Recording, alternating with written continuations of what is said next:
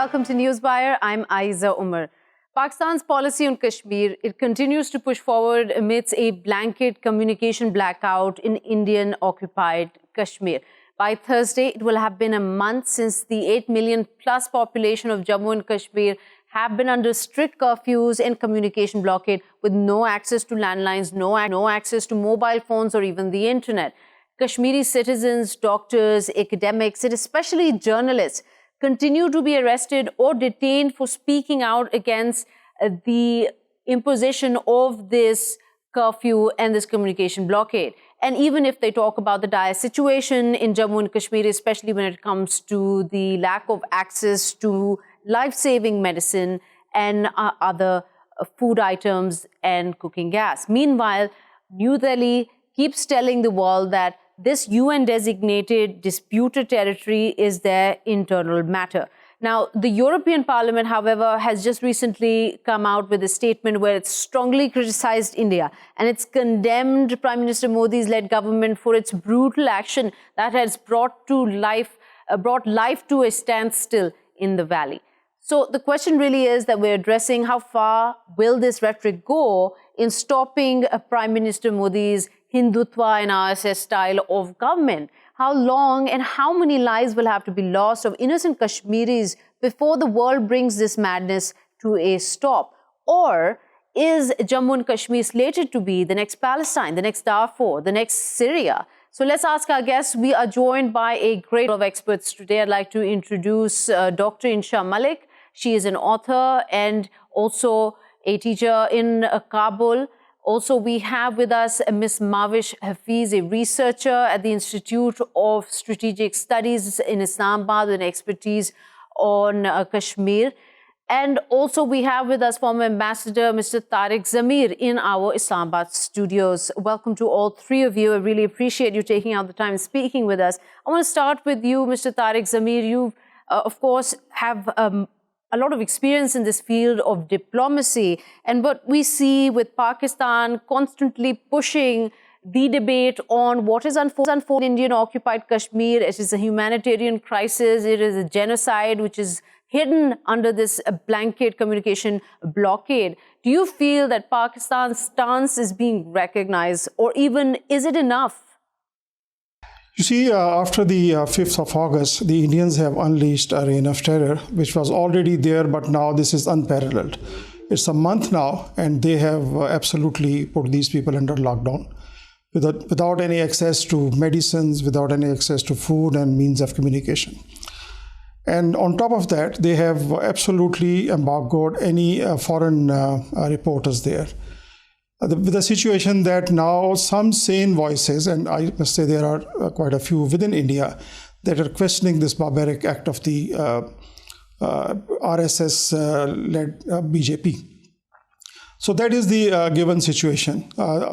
We have Pakistan as a society, a civil society, and the government of Pakistan has been raising it bilaterally with various countries and on international fora and through then social media. But unfortunately, the response of the international community, although we see some good news coming from Europe, some support coming from Europe, but it is 1 month already. This should have been there within the first 2-3 days when they put all these 8 million people, women, children, sick people, men, everybody under lockdown. There are even visitors from other countries who came to celebrate Eid in J&K, and they are unable to move out.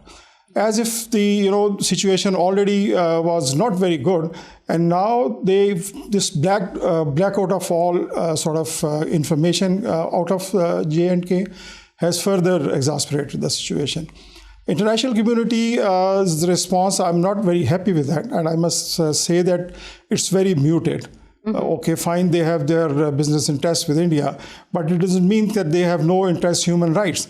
Every year you hear from them, every now and then you hear from them. You have various organizations. Some have spoken, like UN Geneva and some Human Rights Watch. They have spoken. But I must say that ICRC, the way it should have been moving, is not moving like that. Then some individual countries, for instance, who have a very high premium on human rights. One is, the Scandinavian countries. They have been less than forthcoming, and Unfortunately, these statements that come from them, they always talk of Pakistan-India situation or Indo-Pakistan situation. It is not Indo-Pakistan situation. This Kashmir situation is a humanitarian situation. It is a catastrophe, it is a genocide, and it is all absolutely, they are probably following the agendas of the Nazi government that they followed 80 years ago. Day before yesterday was 80 years on 1st of September, 80 years of German attack on Poland. And people were remembering that. And then some of us, we tweeted took to Twitter to remind to various people, for instance, UN Secretary General, for instance, various leadership, other leaders in Europe, that look, rather than remembering these people after 80 years, why don't you why don't you forestall a genocide now? But somehow it is not registering with them. Even if it has registered with them, the sort of intensity is not there, which should be there, because Poland was 80 years back when the means of communications were not very good. And Ambassador Zamir, sorry to interrupt you here. I want to come back to this conversation, this point you've raised about how the genocide happening today, not just one, but many across the globe, need to be addressed instead of just commemorating the anniversaries that have passed. Stay with us, Ms. Ambassador. Let me come to you, Dr. Inshah. We're talking about something, another point that Mr. Zamir raised here was about how a situation existed in Indian-occupied Kashmir prior to August 5th.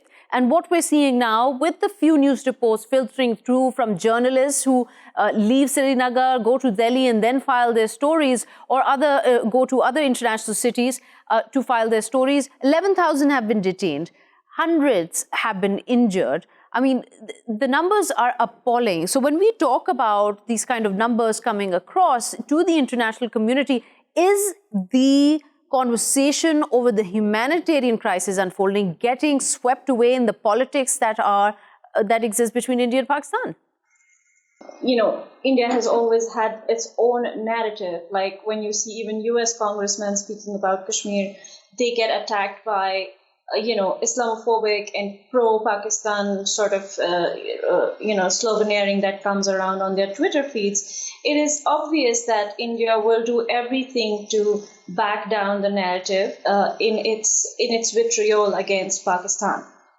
And therefore, the question of Kashmir needs to be spoken from the Kashmiri point of view. I have said this several times on your show, and I think as the time goes and somehow it becomes a normalization of the situation in Kashmir. But here, I want to stop you here. I just want to plug in here. You talk about, and you're right for saying this, you've raised this concern, and you're not the only Kashmiri we've spoken to on Newswire. Everyone has practically said the same thing, that in this debate, the Kashmiri voice is silenced. But if we look at just the list that is now appearing of just the Kashmiri journalists who are being detained, who are being arrested, who are being warned for speaking out, it paints a really grim picture. Is that the kind of news that shouldn't it be taken up by those who like to claim they're the sentinels of democracy and, of freedom of speech? Of course, it should be highlighted, but the fact remains that we still don't have a clear understanding of what Kashmiri leadership or what Kashmiri people have been doing in terms of being scholars or writers or activists or journalists. When we don't have that education about who should we talk to, it becomes absolutely difficult to push a certain kind of narrative center stage.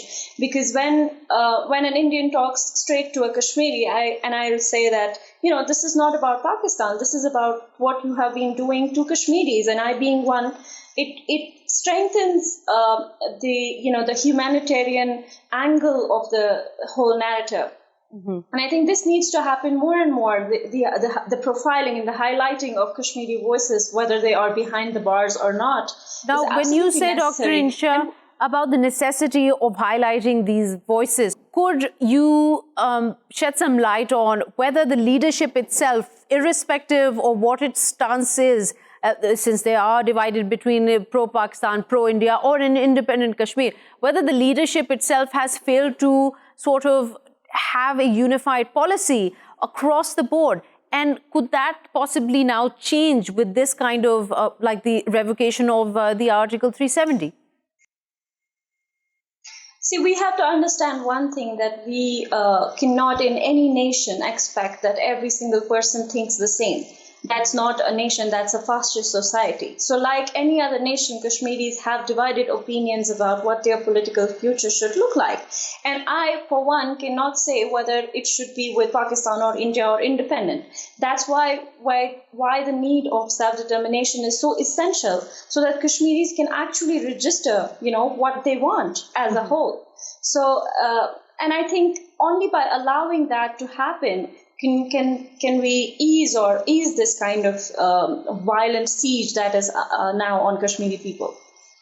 Okay, stay with us there, Dr. Shah. Coming to you, Mahwish, we've spoken a little about this issue, especially on your prior reporting on and your research on the kind of atrocities, the human rights violations that take place on Kashmiris on the hands of Indian security forces. If you could concisely sort of give us an idea, pre-5th August situation, where anybody who would go against the Indian government rhetoric, what kind of a treatment would they be facing? I will start by giving my opinion about what what you have been talking with other panelists. Mm-hmm. I think that the human rights abuses, there has been a realization in the international community that there's a massive human rights abuses going on in occupied Kashmir. Since 2017, we have been having reports first from the OIC. It was a very detailed report about human rights abuses in Indian occupied Kashmir. Then for the first time in 2018, the UN Office of the High Commissioner for Human Rights, they released a report, and this was followed up this year. So I think there is a realization, but yes, I agree that the response is not as good as it should have been. Because if we are seeing reports on 11,000 people behind bars, and the conversation that we're hearing from across the border is that this is the security deployment, one of the largest in the world right now, is mostly for the benefit of the Kashmiris. Who are these 11,000 behind bars? What is their crime? No, of course, that is not true. That is not the case. It is not for the benefit of the Kashmiri people. It is obviously to break their will, to fight for their rights, for their right to self-determination. It is not for their benefit. That is obvious. Everybody knows it. There can't be two opinions about it. Okay. All right, stay with this. We want to come to more on the kind of atrocities unfolding even now in 5th of August, since 5th of August, where we have very little information. In fact, the Newswire team, the producers have constantly been trying to get in touch with journalists from Kashmir reporting on the ground who, for the fear of their life, cannot and will not speak to the media about what is actually happening. But coming back to you, Ambassador, just talking about something that we just slightly touched on, that it essentially seems that the reason why, and please tell me if I'm wrong here, that the reaction from the world is so muted is because at the end of the day, it's what really matters is money. Yeah, you are right. You see, what it looks like is that this invitation to Mr. Modi to come to G7 summit in France was also some kind of behind the door bargaining or activity. They actually obviated and they sort of smoothened their way before the UNGA this month. So that when they go to UNGA, they would have already spoken to the big powers. And if you have seen this the meeting between Modi and the US president, after that meeting, Modi spoke in Hindi or Urdu, while the US president said, you speak very good English. So to me, it appears is that there was something else in the meeting. Probably Trump asked him to sort of, go slow and behave in J&K. But Modi, by answering this question in Urdu or Hindi, just made sure that he doesn't have to, that Mr. Trump doesn't say anything in front of the media. So that is one part. Secondly, when you were talking to the other panelists about the situation whereby they are ostracizing any voices of dissent, I'll quote you two examples. One is Arundhati Roy, the famous, human rights activist. And the other one is even a big name, that is of Romila Thapar. She is a historian, world-known historian, and she has been awarded a number of prestigious awards. And she is Professor Emeritus at the University of the JNU, Jawaharlal University, Delhi. In May this year, she wrote an article in which she absolutely, dissected the thinking of RSS and BJP and how they are rewriting the history just to, suit their own sinister agenda. You must have read it today and yesterday that she has been asked by JNU to resubmit her credentials so that reevaluate whether she should continue as Professor Emeritus over there. So this is the level through which this present Indian government is ready to stoop. Any voice of dissent? There was this officer from their Indian administration service. They simply, he resigned, he had to resign. Right, from Kerala, absolutely. But let me also bring to part of this conversation, let me also include what is happening in Assam. The NRC, the National Registry for Citizens, they essentially got 1.9 million citizens, Indian citizens who've been there for decades upon decades, who've had generations living in Assam. They're being questioned whether they are genuine citizens. In fact, the Home Minister Amit Shah has come out and said, we need to get rid of them. We need to throw these foreigners out who happen to be, and I don't think it's coincidental that most of them are Muslims. Yeah, this is the fascist thinking of this RSS and BJP. This is what they have been talking about for a long time. And now that once they got the majority, they want to implement all those sinister, plans. So when you talk about Arundhati Roy and you talk about important, whether it's even from the leadership or it's the opposition or the academics, but we are talking about war heroes who have been awarded presidential medals that are also now in this list, who are being questioned whether they're true Indians. So it really brings into question that is Prime Minister Modi's Hindutva RSS-style democracy, as he calls it, ideology that he follows, is this so insignificant at the time when it is being compared with countries in the kind of economy that India ends up generating for them? See, they have, looks like that they have shot themselves in the foot and they are on a self-destruction path, the Indian leadership. And now you get to read today and, these days that they have, once they took this step, the 5th of August step, and now they don't know what to do. That could be true, but in my view, this is a very well planned and very well thought out plan. That they want to break the will of the Kashmiri people, not realizing that they have been fighting for a long time, but particularly in the last 30 years, they have lived so many lives, and probably the fear of death is no more in them. So this is probably, to me, this is their biggest fear now for the Indians, that these Kashmiri people, they have no fear of death. All they want is to get rid of India. So they don't know, they probably want that they should weaken them physically and psychologically and emotionally to a stage that when they finish this lockdown, the Kashmiris would probably, succumb to the pressure. I doubt it, and I know that the Kashmiris will never succumb to this pressure. And this is as so many people have said, is a self-destruction path. Probably it will end up, we don't know what India will look like in another 10 years because of the BJP and RSS policies. Not only in Kashmir, but in other parts of India. Okay. All right. So very quickly, Mahwish, back to what we were talking about earlier, something that, again, Ambassador Zamir has highlighted here, that trying to break the back of Kashmiris, trying to suppress them, this has been going on for 7 decades. It's been worse in the past 3. And now we seem to be seeing a completely worsening strategy in terms of what Modi's government is trying to put upon the Kashmiris there. You researched and studied about the kind of torture tactics that take place. What did you find was the reaction that generally is forming a trend amongst Kashmiri as a result of these atrocities? Well, obviously Kashmiris, as the ambassador was saying, the basic motive behind all these, applying all these torture tactics and other pellet guns, it is to break the will of the Kashmiri people. But as we have seen, it has not worked.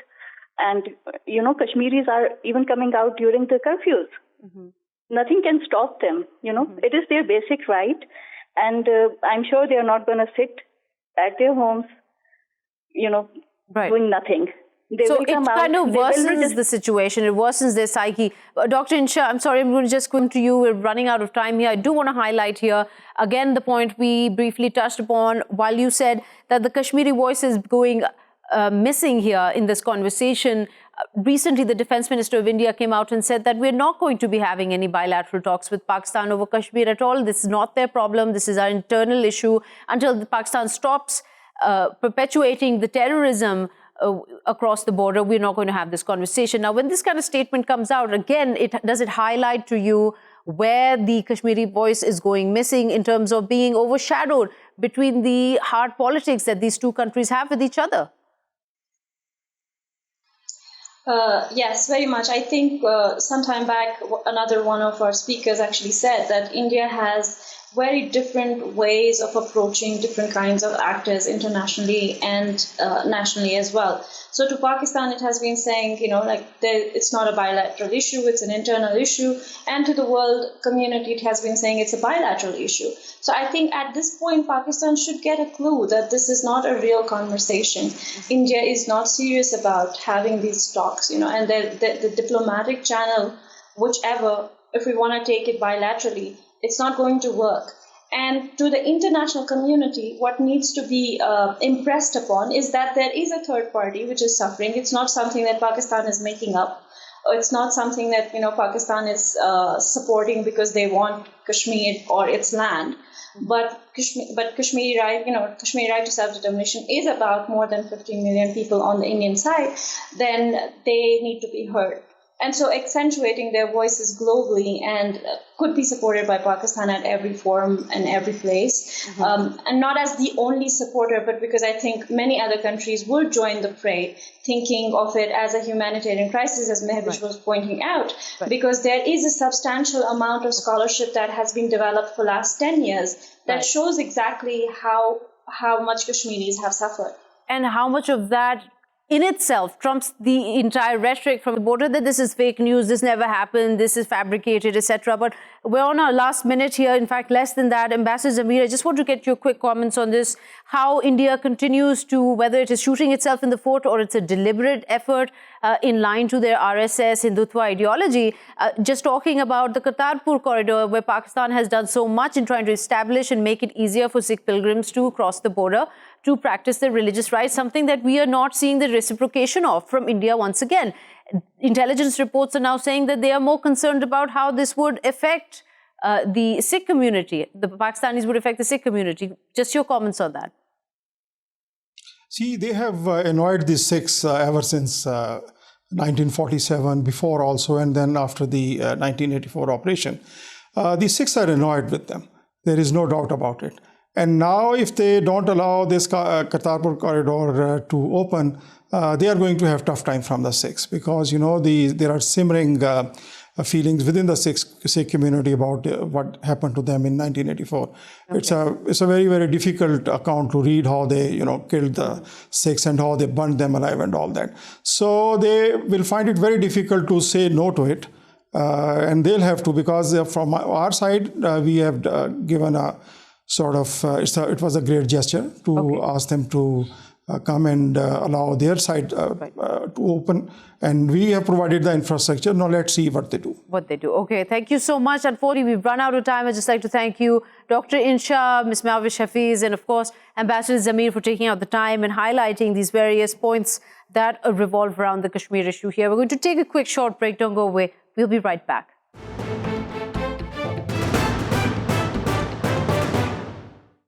Welcome back. You're watching Newswire with me, Ayza Omar.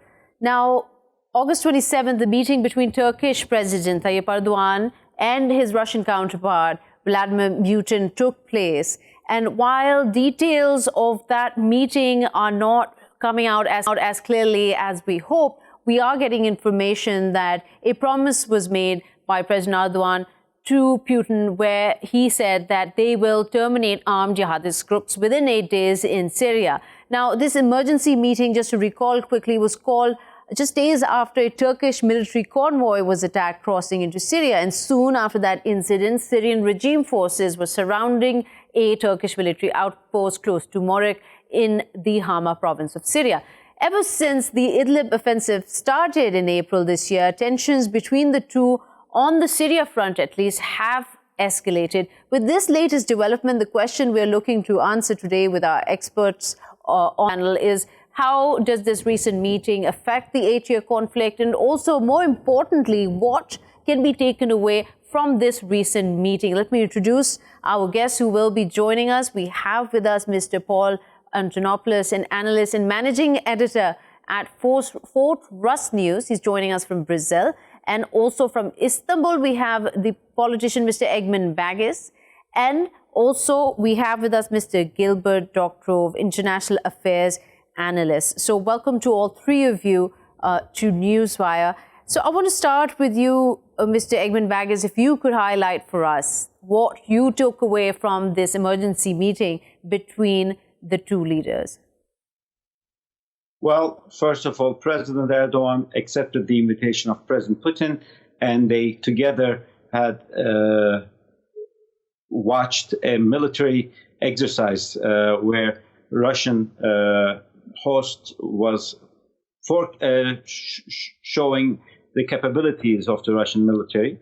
And as you know, because we are in the process of installing S-400 air defense systems, the Russian capabilities are important for us to understand. Mm-hmm. As far as the meeting, well, Turkey is trying to balance relations both with Russia and the United States regarding the fight against terrorism in the Middle East. On the 16th of September, there will be another meeting between Turkey, Russia, and Iran, where we will go over the prospects for Syria, as we have done several times before. Mm-hmm. And the week after that, President Erdogan will be in New York for the 74th General Assembly of the United Nations, where he will be meeting with a lot of leaders from all around the globe. What Turkey is determined to do is to fight against all kinds of terrorism. We don't discriminate in our fight against terrorism, just like terrorism does not discriminate in their attacks against civilians. They don't care if the people they kill are teachers or nurses or engineers or soldiers or police officers. They just kill people. And the fight against terrorism has to be with the same approach. You cannot discriminate. Mm-hmm. And all terrorists are bad, be it YPG, be it Al-Qaeda, be it Daesh, FETÖ, DHKPC, PKK. They are all terrorist elements. And we are trying to convince our partners, both from the region and from global international forces, that we cannot tolerate any kind of terrorism whatsoever. Right, but Mr. Bagis, then I have to ask, because the conversation that has always erupted between these two is that Moscow has accused Ankara of essentially failing to fulfill its part of the deal, which was specified back then when this deal was made, that Turkey would work on the jihadist groups that were deemed as extremists, to remove them, to disarm them from the de-escalation zone. Well, Turkey is trying to fight against all terrorist elements, and there are many in that part of the world. So we're fighting against YPG, we're fighting against PKK, we're fighting against Al-Qaeda, we're fighting against Daesh. Mm-hmm. And we cannot distinguish or discriminate or favor one or the other, because these are all non-state, non-governmental terrorist elements. And in order to prioritize one over the other, that would create other difficulties. As far as Turkey is concerned, we are trying to protect our own citizens, our own national interests, mm-hmm. no matter where the threat comes from, and we are trying to eliminate the threat at its source. So we will go after all kinds of terrorist elements, and we expect our partners, both Russian partners and United States, to have the same approach. You cannot favor one terrorist group over another. Okay, so we hear you. Right. Mr. Doctorow, if we could get your comment on this. The annual International Aviation and Space Salon, on which basis this meeting took place in Russia between the two leaders of Turkey and Russia. What is your take on what actually went down and if there was any agreement between the two? Well, let me say that hypocrisy is the common currency of politics. But the difference between the three players here, the three players in this given question being Russia, Turkey, and the United States, the difference is that probably the Russians are the least hypocritical. I don't say that they're pure as driven snow, but they're the least hypocritical. Their interests are immediate security interests of their base, which came under attack from Idlib province, which is supposed to have been deconflicted with the help of the Turks. And it was their responsibility, which they failed to implement successfully, that brought the Russians into air attacks in Idlib province together in support of the Syrian government's troops. That raised eyebrows in the United States. It led to a U.S. military strike in Idlib province in the last few days. It certainly put Mr. Erdogan under great pressure, though he already, in the weeks preceding, as you were indicating, was under such pressure for his activities or intended activities, not only in Idlib province, but in the northeast of Syria, where the Kurdish enclave is, and which he takes issue with, which the United States has protected. So he has been very keen to present himself to the news, to present himself particularly to the Russians, which gives him both news and a partnership that's developing in many directions. And so in that context, you can understand his presence at the air show. You can understand his private meetings with Putin before that. Now, having said that, the Russians are going to continue to their pursuit of subduing the terrorists in Idlib. Mr. Erdogan, when I spoke of hypocrisy, I think we all know, just as the Americans were hypocritical in their support through proxies of the opposition forces, mainly terrorists, to Bashar Assad's government. So it is with Turkey. He is not keen on seeing the man he's denounced, Bashar Assad, regain every inch of territory of Syria, least of all in the territory of the northwest, approaching the Turkish borders. So the situation is very complicated. No single party is going to get their way entirely, and you have a conflict of interest between hypocritical actors. Okay. All right, Mr.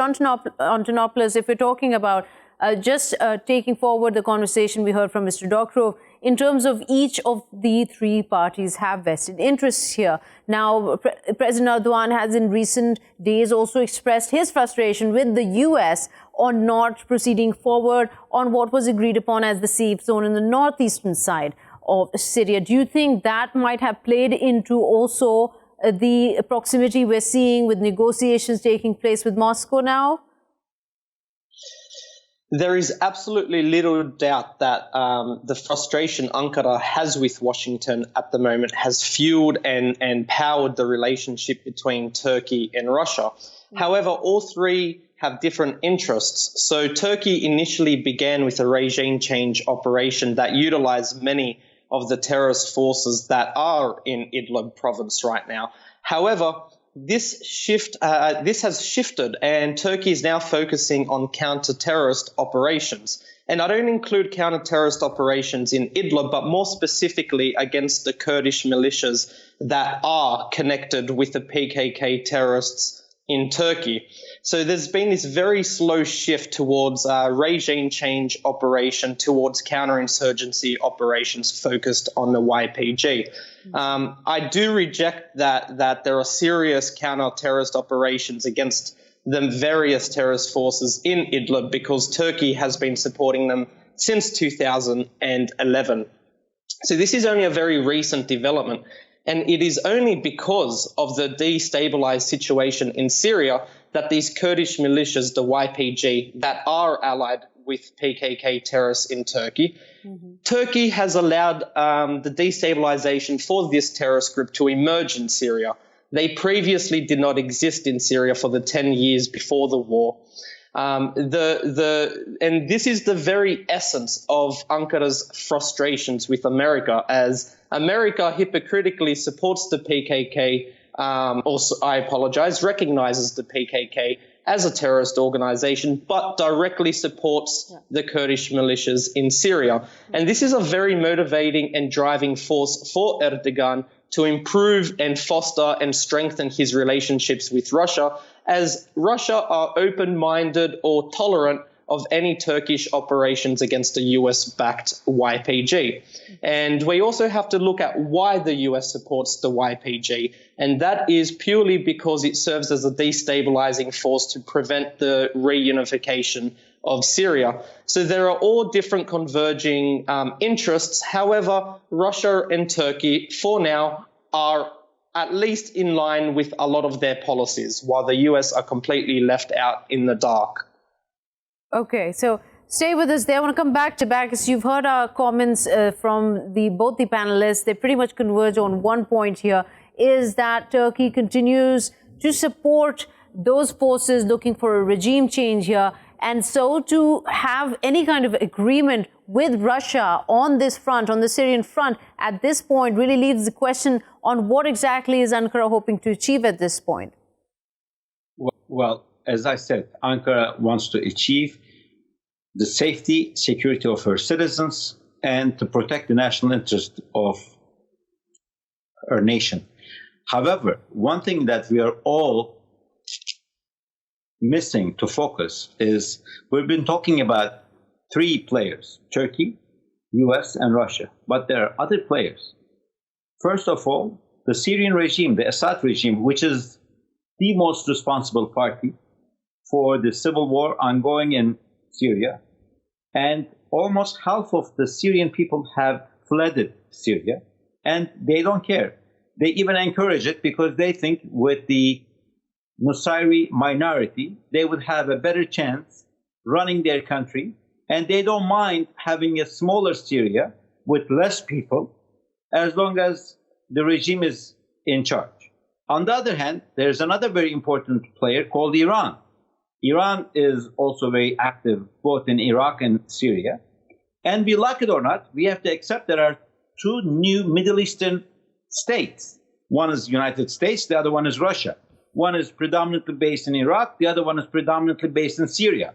And they are both trying to protect their national interests as well. So Turkey is trying to work in this very difficult, challenging equation to keep relations both with US, which is a strategic ally in NATO, and Russia, which is Turkey's first trading partner, where we receive 4.5 million tourists from Russia every year, and we have almost $40 billion worth of trade. Right. So we're trying to keep the relations, but at the same time, our number one priority is to keep the interests and the safety of our people. But so I want to talk more about the safety of the Turkish people, because one of the biggest reasons for Turkey being involved here is the influx of refugees to the tune of 3.5 million that right now Turkey hosts. Of course, it's a huge expense to the exchequer. It's a big burden to the economy. Now, when we see then Ankara and their forces, the 12 different outposts in Idlib and the way they are operating, one really has to question whether opposing the Syrian regime would be effective in curtailing this mass exodus. Wouldn't it be more effective to be on the side of the Syrian regime, be following what was agreed in the Sochi agreement, on the Astana format, on various agreements with Russia on how to go forward, than to be sort of instigating in a way its own, perpetuating its own refugee problem? Well, we wouldn't mind continuing the good relations we had with the Syrian regime back in 2012, 2013, only if they were more respectful to human rights. Once Assad started bombing his own cities, killing his own people, and people started flooding into Turkey, and as you mentioned, we have almost 4 million Syrian refugees in Turkey, which we are paying for, and we are assuming all the responsibility. And most of these people, their end goal is not to stay in Turkey, but they want to go to European Union countries. So European Union also has to assume some responsibility into this whole ordeal and the whole expense. But Turkey is trying its best to be humanitarian, and we are now prioritizing global humanitarian values over our national interests by taking care of these people. Okay, so let me come to you, Mr. Doctorow. Running out of time, really want to get your comments. So, Mr. Doctorow, is Turkey moving forward for the sake of human rights here in what they, as Mr. Bagis said, is the Assad regime's outrageous use of power and atrocities that are coming down on their civilians? Thank you so much for pitching that ball to me, because I'm ready to hit it back. As I said at the outset, hypocrisy is the name of the game of politics. I can think of nothing less credible than Turkey as a defender of human rights. If Turkey were a defender of human rights, they wouldn't have the problem with the Kurds that they have. And Mr. Erdogan, by cracking down on the rights of 20% of his country, 25% of his country, territorially, the eastern part of Anatolia. If he were a humanitarian, Turkey wouldn't have the domestic political problems that it's had in the last several years, which were recurring precisely because Mr. Erdogan went back on his political pact with his own Kurds. Okay, so, wait. Mr. Bagis wants to add to this a little bit. Mr. Bagis, go ahead. What do you say here? Well, my dear friend Gilbert has no concept of what's happening in Turkey. There are, as he said, millions of Kurds, and we have no problem with them. We only have a problem with a very few who have chosen violence and terrorism as means of communication. Otherwise, as he mentioned, a very important segment of Turkey is made of Kurdish people. I come from the southeast, predominantly Kurdish part of Turkey, and we have had Kurdish presidents, we have had Kurdish foreign ministers, we have had Kurdish prime ministers in Turkey, and there's never been a discrimination for Kurds in overall. But we are continuing to fight against PKK, which unfortunately is receiving aid and support from global forces. Right, and with those global forces, you're also allied with the US, who has continued to delay these talks on establishing a safe zone, and even now seems to be backing out from the deal it had with Ankara. Well, that's why we're trying to convince the US not to support YPG, because all the support or the military assistance that goes to YPG ends up in the hands of PKK, and they attack Turkey, and that's why we're trying to convince our U.S. allies. Let's get Mr. Antonopoulos in this conversation also. We've missed your comments on this, especially without you have to weigh on the defender of human rights or not. The stakes here are really high here. We've seen this war conflict linger on for over 8 years now, thousands dead. And what is unfolding in Idlib seems to be counterproductive to all those involved. What's your take on this? Turkey is the gatekeeper of Syria right now. They've always been the ones who have supported the various different opposition groups significantly. And with them withdrawing their support for these various terrorist groups in Idlib, we can expect a very quick end to the Syrian war now. Of course, there's still the question of what to do with the YPG. And as I mentioned earlier, it was Turkey that created the very conditions for the PKK or the YPG to re-emerge in Syria again. So they've created their own kind of Frankenstein problem that they now need to sort out. And I think that Turkey can find a common ground with Syria to restore relations, to strengthen relations again, bring them back to the pre-11 levels again, with the aim of reunifying Syria and expelling the PKK or the YPG from Syria. So there is a cause for commonality to bring peace and to restore relations. I would say that it's a fantastic opportunity to restore the former policy that Davutoglu, and I apologize if I pronounced that incorrectly, who had a very responsible policy of no bad relations with neighbors. Unfortunately, the current government have reneged on that and continue to support the destabilization of Syria. So I think this is a fantastic opportunity to restore relations. Very quickly, in the last 30 seconds, if I could just get your closing remarks on the way forward here, Mr. Doctorow. No, I'm very, very strong with the notion that there is an opportunity here, and that if indeed Mr. Erdogan withdraws his support in Idlib from these various opposition groups that he has been supporting for the last 5 years, that will be a major contribution to ending the civil war in Syria. All right, Mr. Doctorow, thank you so much. Antonopoulos and, of course, Mr. Bagis for taking out the time speaking on this issue. With that, we've come to the end of the program. We will be seeing you tomorrow. Till then, take care and goodbye.